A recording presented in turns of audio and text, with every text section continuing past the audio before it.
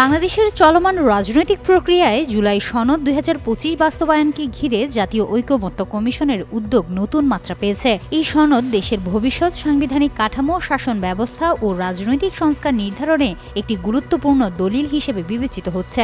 Commission এখন এই সনদ বাস্তবায়নের জন্য একটি আইনি কাঠামো জুলাই আদেশ জারি করার সুপারিশ চূড়ান্ত করতে যাচ্ছে। এই আদেশের উপর গণভোট অনুষ্ঠিত হবে, যা জনগণের প্রত্যক্ষ মতামতের মাধ্যমে নতুন সাংবিধানিক প্রক্রিয়ার বৈধতা দেবে।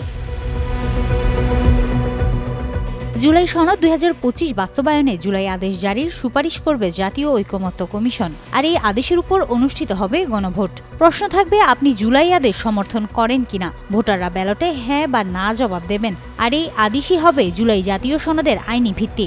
আদেশের ভিত্তি হবে গণ অভ্যুত্থান। নির্বাহী বিভাগের প্রধান হিসেবে অন্তর্বর্তী সরকারের প্রধান উপদেষ্টা ডক্টর মোহাম্মদ ইউনূস এই আদেশ জারি করবেন। বিশেষজ্ঞরা জাতীয় ঐকমত্য কমিশনকে এরকম একটি খসড়া দিয়েছেন।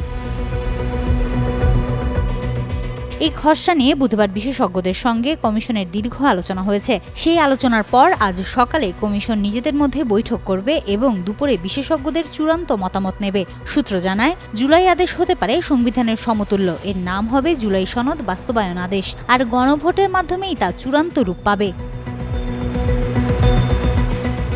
সূত্র জানায়, বিশেষজ্ঞরা আগে সাংবিধানিক আদেশ জারি করে গণভোট আয়োজনের পরামর্শ দিয়েছিলেন। যেহেতু সংবিধানের মৌলিক পরিবর্তনের ক্ষমতা সংসদের নেই, তাই গণভোটের মাধ্যমে তাদের ক্ষমতা দিতে হবে। ফলে বিশেষজ্ঞরা আগামী সংসদের প্রথম অধিবেশনকে গণভোটের মাধ্যমে কনস্টিটিউয়েন্ট ক্ষমতা দেওয়ার পরামর্শ দিয়েছেন। ওই অধিবেশনের নাম হবে সংবিধান সংস্কার পরিষদ। গণভোটে অনুমোদিত হলে জুলাই সনদ অনুযায়ী ওই অধিবেশন সংবিধানের সংস্কার করবে। এরপর সংসদ তার নিয়মিত কাজ অর্থাৎ সাধারণ আইনসভায় রূপ নেবে।